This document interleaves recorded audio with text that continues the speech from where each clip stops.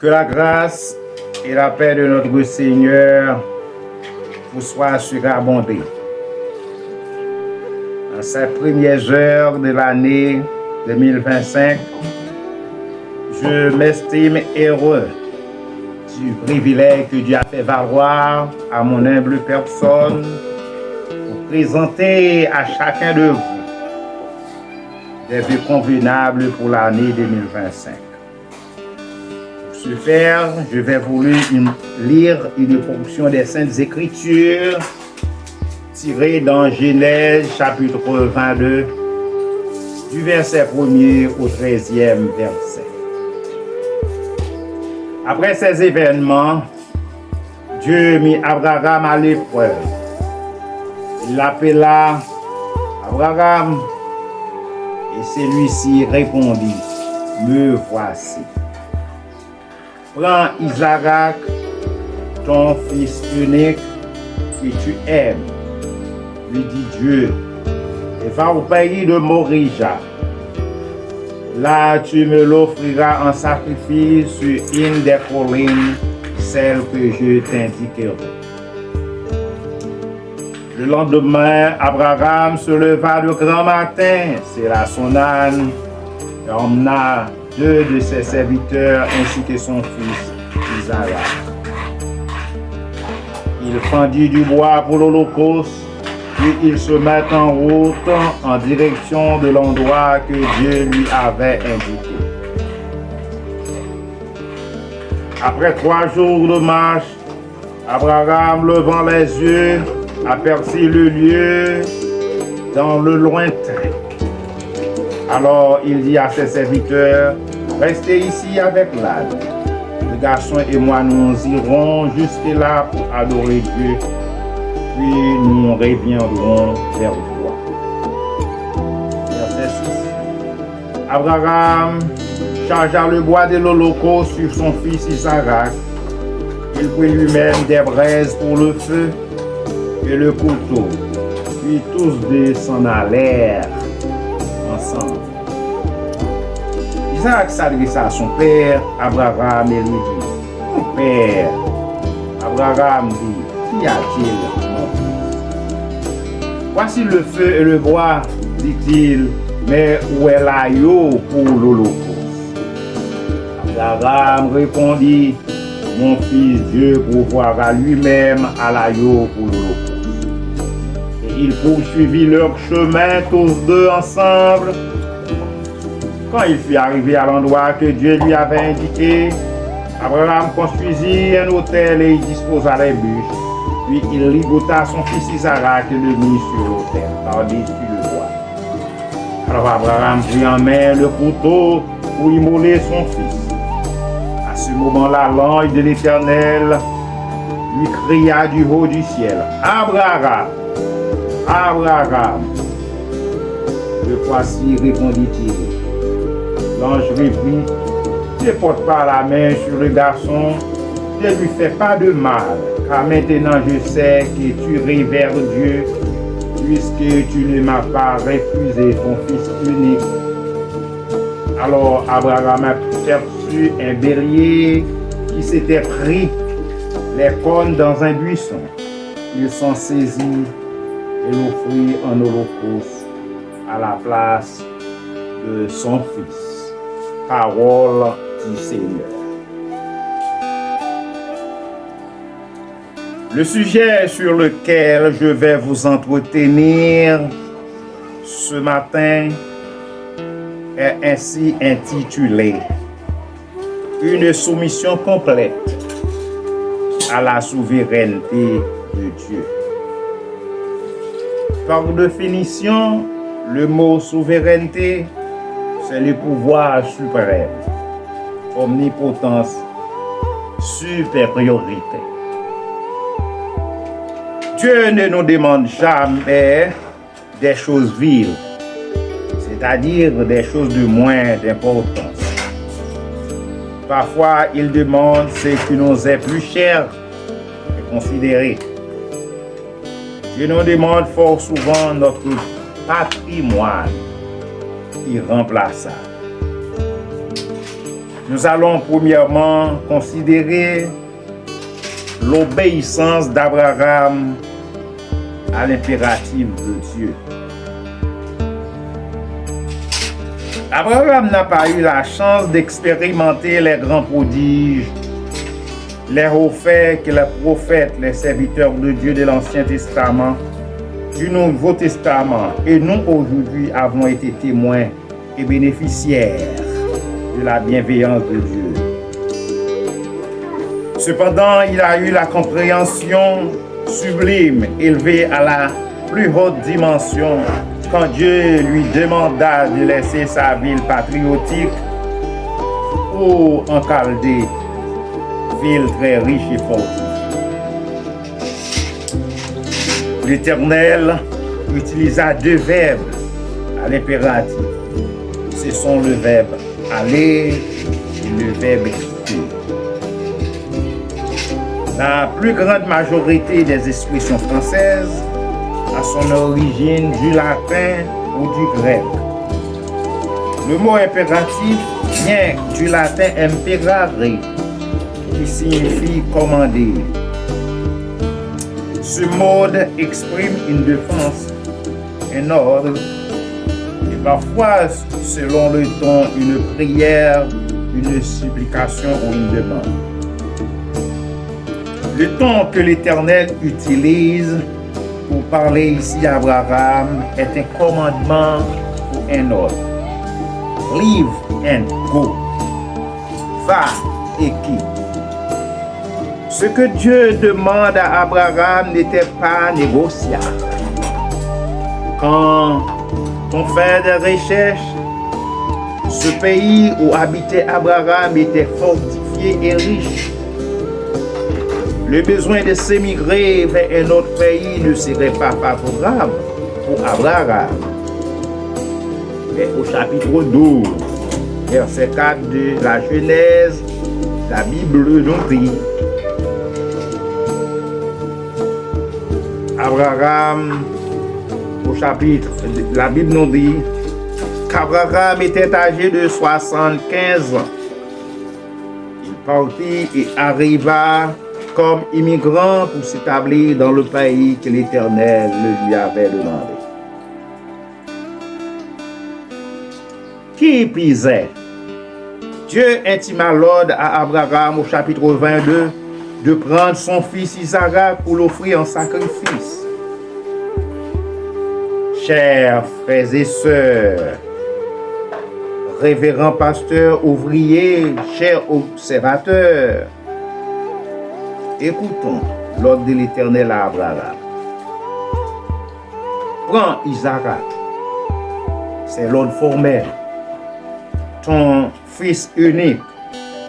C'est Dieu lui-même qui déclare à Abraham que Isaac est son fils unique.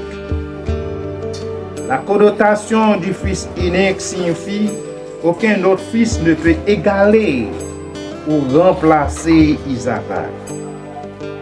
Mais Dieu l'a demandé à Abraham. Je me suis évertué sous l'onction du Saint-Esprit pour éclairer votre lanterne concernant cette demande de l'Éternel à Abraham.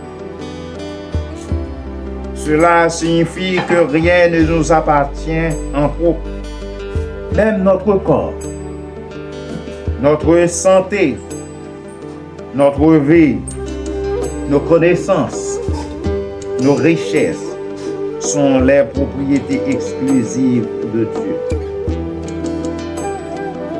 Notre corps est formé avec la poussière de la terre que Dieu a d'avance créée. Notre esprit, notre âme, deux parties spirituelles de l'homme, viennent de la nature de Dieu.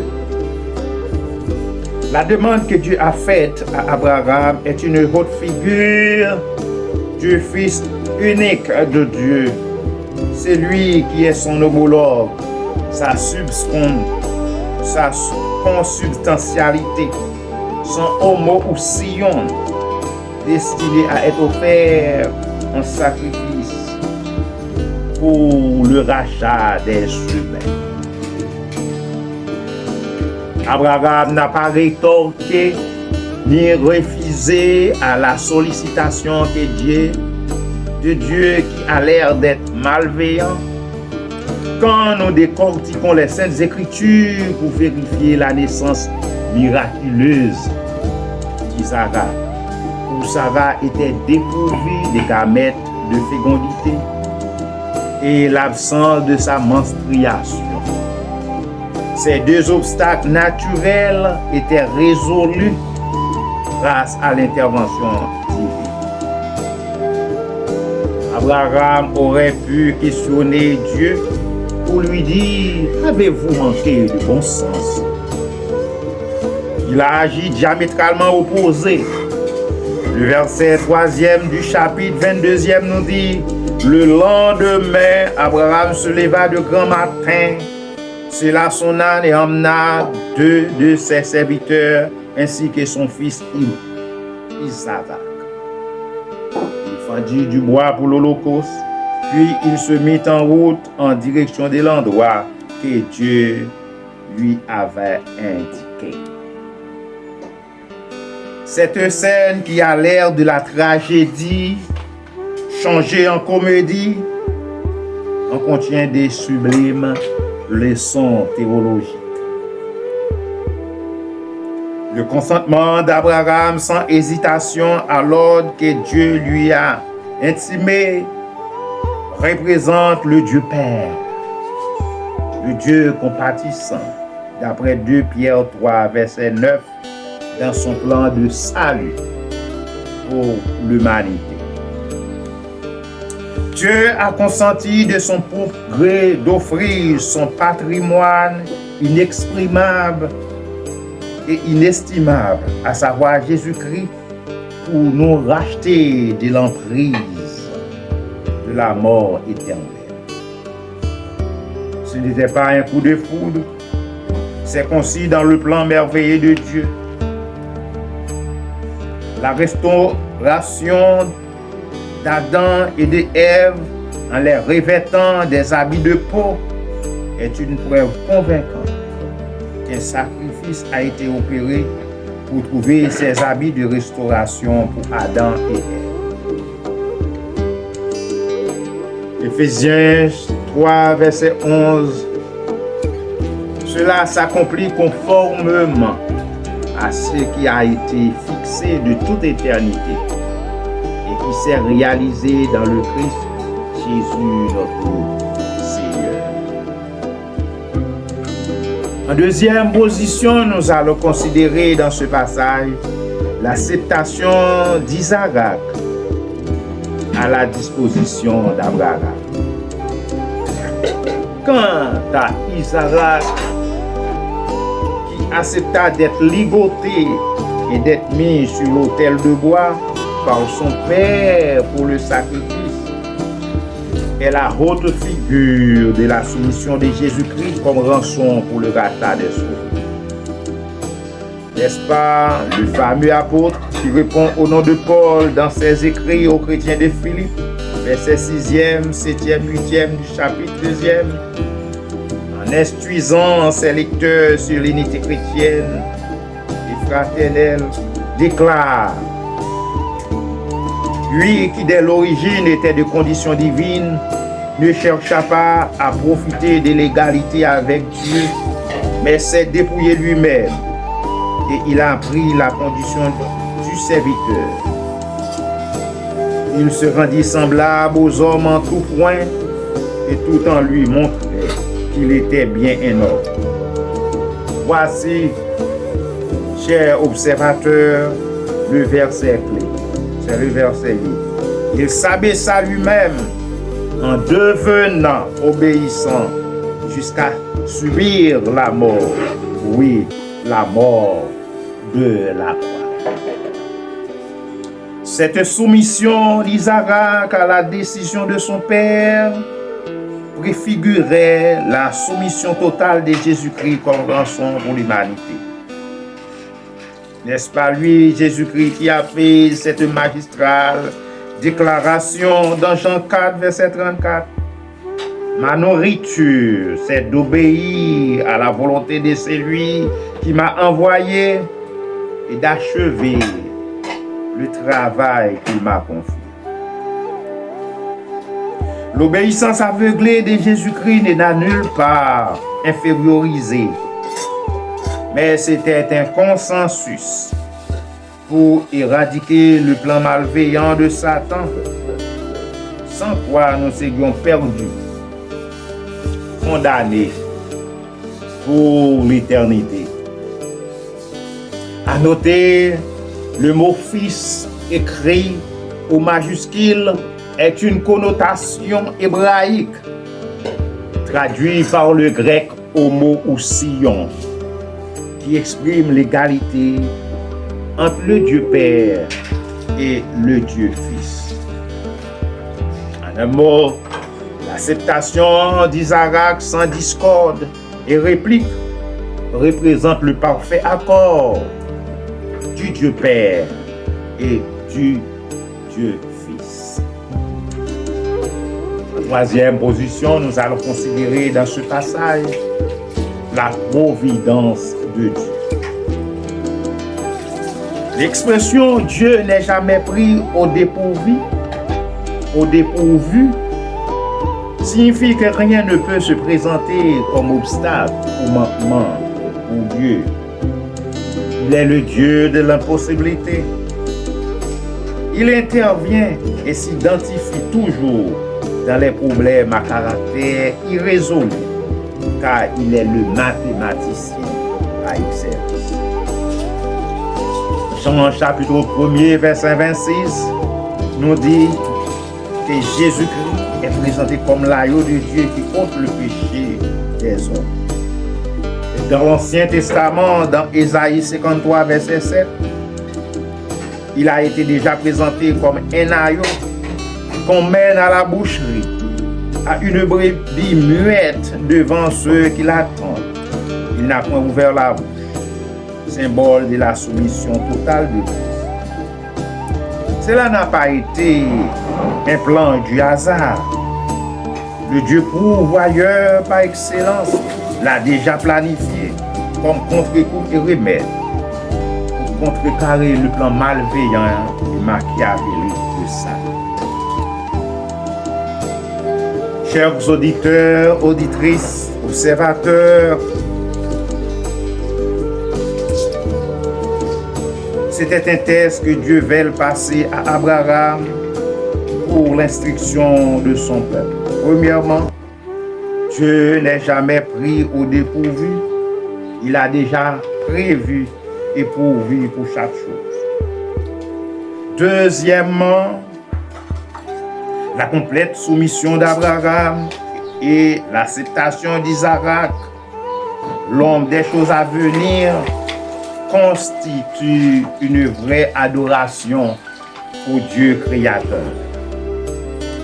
Troisièmement, quel que soit le vide, Dieu saurait comment faire pour apporter la solution efficiente et efficace. Parfois, au test que Dieu décide de nous passer pour faire éclater sa gloire, nous en régimbons à sa suprématie et à sa souveraineté. Pensons que nous puissions faire mieux de nous-mêmes en dehors de sa volonté.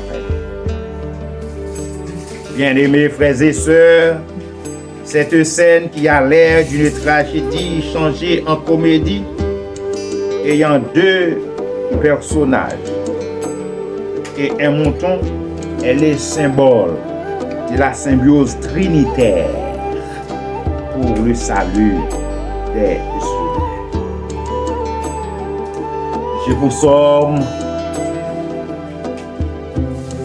je vous adjure de vous rendre disponible à offrir votre corps comme un sacrifice vivant agréable à Dieu pour lui rendre un culte dans la vérité. Ce mouton retenu par les cornes est une figure de la providence providentielle de Dieu pour chacun de vous pour l'année 2025. Puisse Dieu donner à chacun de vous un cœur compréhensif à la manière d'Abraham, un cœur soumis à la manière d'Isaac, afin de jouir les riches bénédictions qui découlent de sa clémence et providence pour l'année 2025.